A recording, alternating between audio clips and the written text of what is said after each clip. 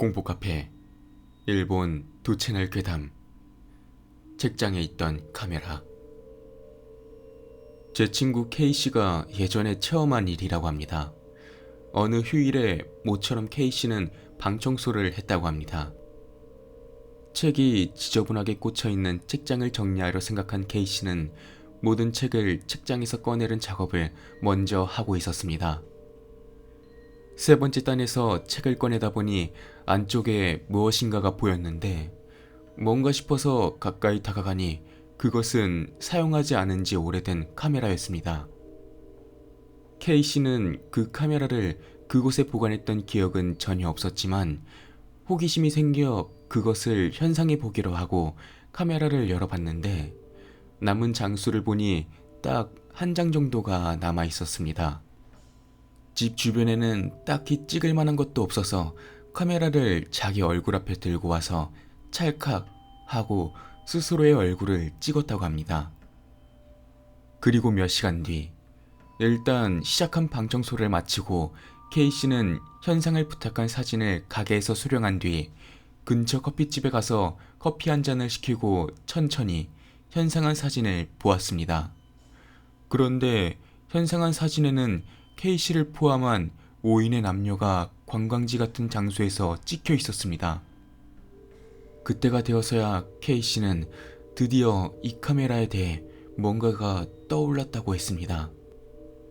이 사진은 대학 친구들과 졸업여행을 갔을 때 당시의 사진이라는 게 생각났고 거의 5, 6년 동안 완전히 잊고 있었다고 합니다.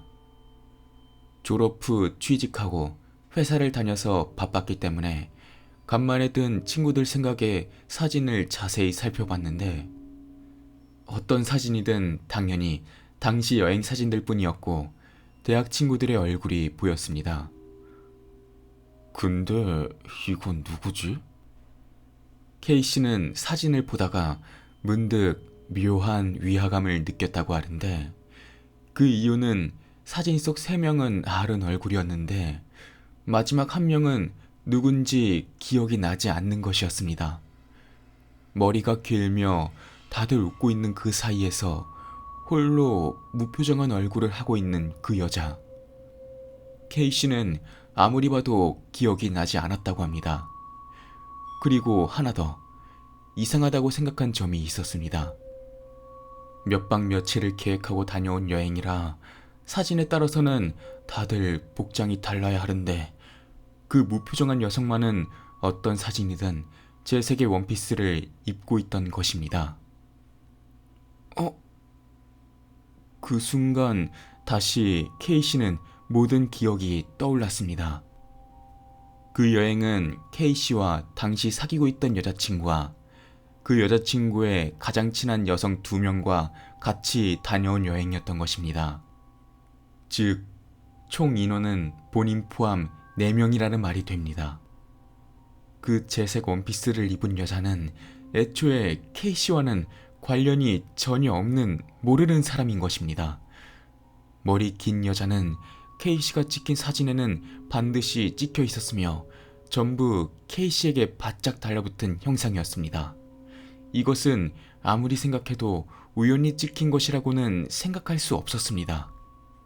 그 순간 뭐라 설명하기 힘든 공포가 K씨를 덮쳤다고 합니다.